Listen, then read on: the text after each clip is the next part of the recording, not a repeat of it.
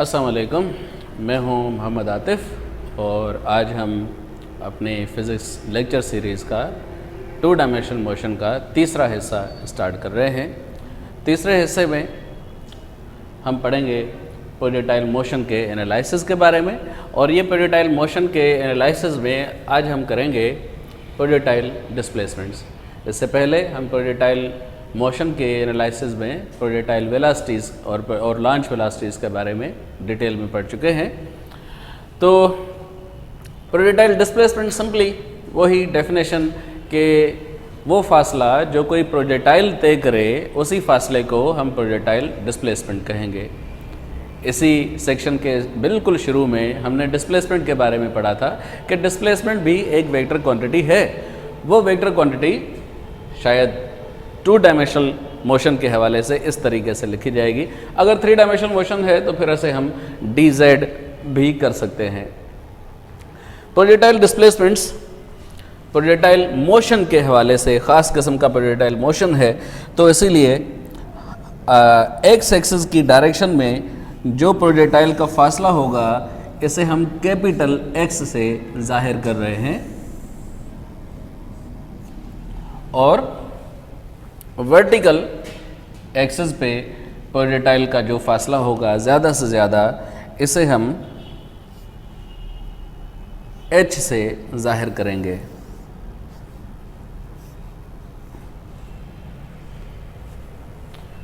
dx projectile motion का horizontal displacement, dy projectile motion का vertical displacement.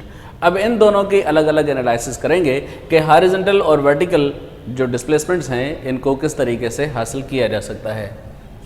तो इसमें part A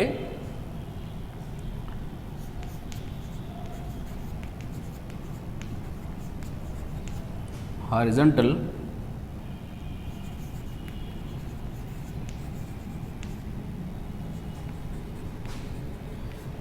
displacement x।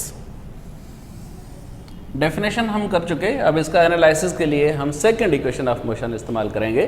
Second equation of motion आप लोग जानते हैं, s equals v i t plus 1/2 at square. Analysis के हवाले से यहाँ पे वैल्यूज़ अप्लाई करेंगे। डिस्टेंस s इसको हम रिप्लेस करेंगे x से, वी आई इसको रिप्लेस करेंगे हम वी नॉट x से, t सेम रहेगा, a को रिप्लेस करेंगे हम 0 से, क्योंकि हॉरिजॉन्टल है तो हॉरिजॉन्टल डायरेक्शन में एक्सेलरेशन 0 हुआ करती है। अब ये सारी वैल्यूज़ इस इक्वेशन में अप्लाई करेंगे तो देखते हैं हमें क्या मिलता है। s की जगह लिखेंगे capital X equals v i की जगह v naught x multiplied by time t plus 1/2, a की जगह 0 multiplied by time t square. 0 जब इन सारी वैल्यूज से मल्टीप्लाई होगा तो ये सारी वैल्यूज़ इक्वल टू 0, ये सारी वैल्यूज़ ख़त्म हो जाएंगी। बाकी जो इस इक्वेशन में बचेगा वो ये होगा x equals we naught x and t। So this is equation 9। हम चाहें तो वी नॉट एक्स को एनालाइज कर सकते हैं। V naught x equals we naught cos theta, value apply करेंगे तो एक्स की वैल्यू मिलेगी v naught cos theta t. Equation 10। Equation 9, 10 में आप ये देख सकते हैं कि हॉरिजॉन्टल कंपोनेंट में वक्त के हिसाब से हॉरिजॉन्टल प्रोजेक्टाइल वेलोसिटी में टाइम के साथ साथ कोई तब्दीली नहीं आती, मगर जैसे जैसे ये प्रोजेक्टाइल आगे बढ़ रही है तो ऐसे ही इसका फासला टाइम के हिसाब से बढ़ता जाएगा। तो इक्वेशन 9 और 10 में टाइम वो फैक्टर है जो कि इस फासले को बढ़ाने का किरदार अदा कर रहा है, जबकि वी नॉट एक्स या हॉरिजॉन्टल प्रोजेक्टाइल वेलोसिटी ये कांस्टेंट रहेगी। याद रखें, हॉरिजॉन्टल प्रोजेक्टाइल वेलोसिटी कांस्टेंट सिर्फ उसी सूरत में रखेंगे कि अगर हम एयर फ्रिक्शन को 0 कंसिडर करें। हकीकी दुनिया में ये एयर फ्रिक्शन 0 नहीं होती, वो मौसम के हिसाब से ये तब्दील होती रहती है। अब इसका दूसरा factor vertical projectile displacement B।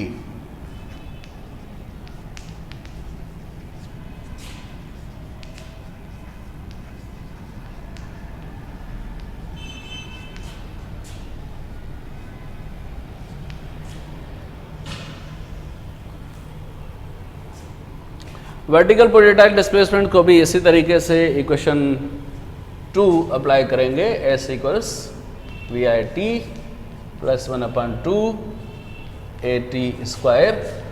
Replacements करेंगे S equals H and v i equals we naught Y and A equals minus G। इस इक्वेशन में अप्लाई करें तो हमें क्या मिलेगा?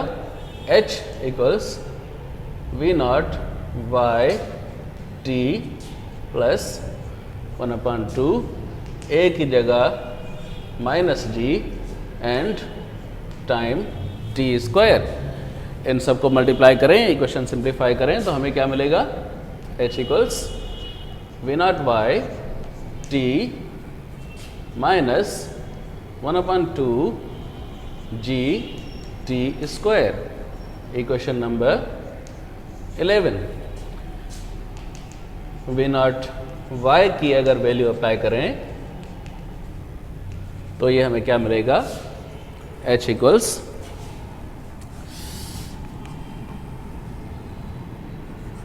We not sine theta T minus 1/2 GT square. Equation number 12।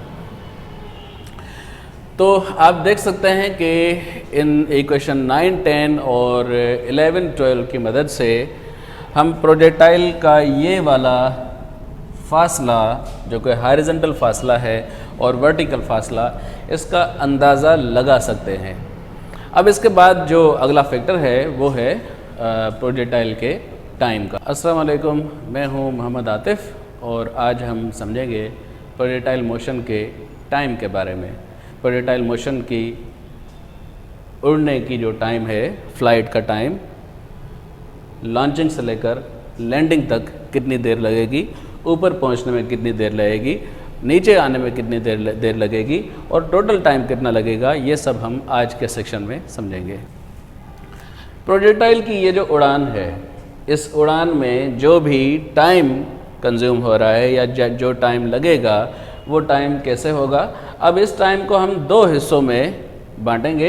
एक time ये होगा जो कि अपवर्ड मोशन का होगा, दूसरा टाइम ये होगा जो कि डाउनवर्ड मोशन का होगा।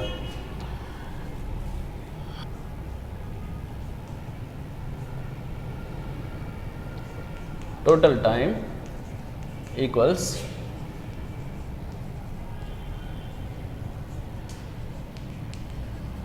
Upward time plus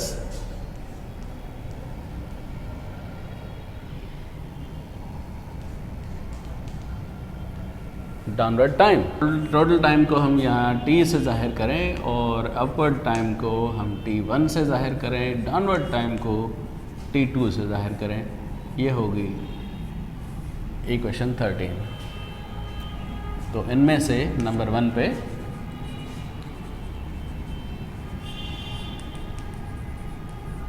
upward time it is T1। पिछले सेशन में हम ये इक्वेशन कर चुके हैं। अब इसी इक्वेशन को इस्तेमाल करते हुए हम अपवर्ड मोशन का जो टाइम है उस टाइम का अंदाज़ा लगाएंगे। फिगर में देखें, यहाँ से ये प्रोजेक्टाइल मोशन ओरिजिन से शुरू होगा और ओरिजिन से शुरू होते हुए अपवर्ड टाइम का जो सेक्शन है, ये अपवर्ड टाइम का सेक्शन यहाँ पे ख़त्म होता है और इसके बाद आगे इस लाइन से आगे डाउनवर्ड मोशन का टाइम स्टार्ट हो जाता है। तो अपवर्ड मोशन में अपवर्ड टाइम जहाँ पे ख़त्म होता है उस जगह पे नेचुरली वर्टिकल वेलोसिटी बन जाती है 0। ये फैक्टर हम यहाँ पे अप्लाई करेंगे।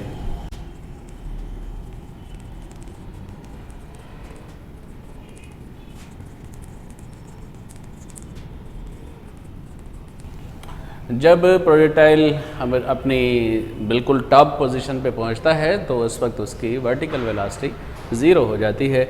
ये ज़ीरो का फैक्टर हम इस इक्वेशन में अप्लाई करेंगे तो हमें क्या मिलेगा, zero equals we not sine theta minus G T.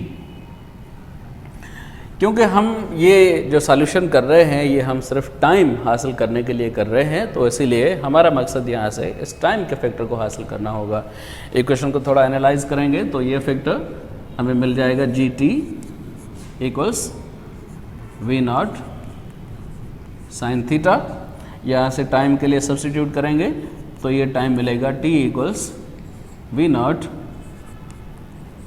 Sign theta upon G को राइट साइड पे शिफ्ट करेंगे तो ये हमें मिलेगा अपॉन जी। Equation number 14। तो अब क्योंकि हम ये जानते हैं कि ये इक्वेशन 14 दरअसल अपवर्ड टाइम को जाहिर कर रही है, तो इक्वेशन 13 के पॉइंट ऑफ व्यू से हम ये लिख सकते हैं T1 equals we not sine theta upon g. Equation 15।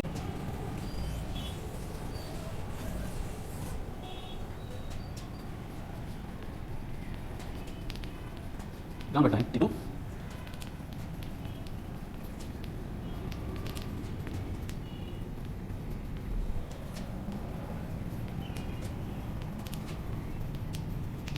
Time taken by projectile to land on ground from the maximum height. तो अब यहाँ पे ये होगा कि अब हमारी कहानी यहाँ से स्टार्ट हो रही है। Considering this as the initial velocity और and considering this as the final velocity, the velocity of projectile to hit the ground.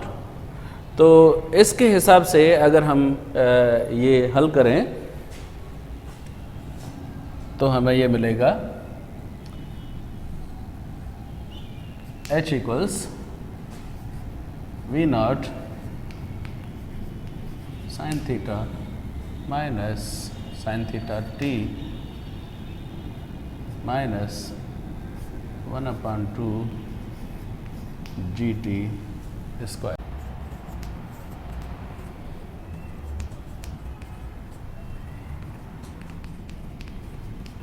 इस इक्वेशन से टाइम का अंदाज़ा लगाने के लिए हम सपोज कर रहे हैं कि टॉप पोजीशन पे इस जगह पे हॉरिजॉन्टल प्रोजेक्टाइल वेलोसिटी की डायरेक्शन जो है एग्जैक्टली हॉरिजॉन्टल के बराबर ही है। तो हम सपोज कर रहे हैं कि लेट सपोज यहाँ पे एंगल 0 डिग्री होगी इस जगह।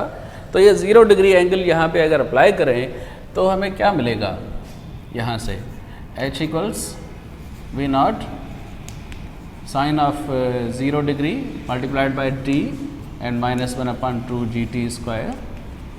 ठीक है, अब ये वाला फैक्टर है sine of 0 degree, because we know that sine of 0 degree it is equal to 0। तो जब ये 0 इन सारे फैक्टर से मल्टीप्लाई होगा तो ये सब 0 बन जाएंगे। फाइनली हमारे पास क्या बचता है, 0 माइनस 1/2 gt स्क्वायर। इक्वेशन को थोड़ा सा सिंप्लीफाई करें तो ये बनेगा h equals minus 1/2 gt square.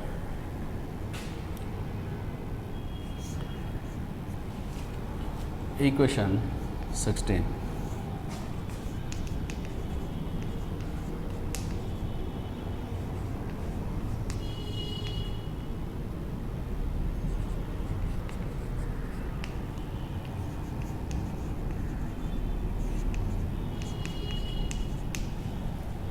Time, हम जानते हैं कि टाइम एक स्केलर क्वांटिटी है और दूसरा ये कि टाइम कभी नेगेटिव नहीं होता, बल्कि किसी भी फिज़िकल क्वांटिटी का मैग्नीट्यूड कभी नेगेटिव नहीं होता। तो माइनस साइन क्योंकि फ़िज़िक्स में इस्तेमाल की जाती है डायरेक्शन को जाहिर करने के लिए, तो माइनस साइन क्योंकि टाइम की कोई डायरेक्शन नहीं है, यहाँ पे डायरेक्शन का कोई रोल भी नहीं होगा, तो इसीलिए हम माइनस साइन यहाँ से एलिमिनेट कर देंगे। बाकी ये इक्वेशन हमें मिलेगी h इक्वल्स 1/2 gt स्क्वायर। यहाँ से जब टाइम को एनालाइज करेंगे तो ये हमें इक्वेशन मिलेगी t² इक्वल्स 2h/g। तो टाइम की वैल्यू हासिल करने के लिए t equals square root of 2h/g। Equation 17। अब ये इक्वेशन 17 हमारे डाउनवर्ड टाइम को जाहिर कर रही है।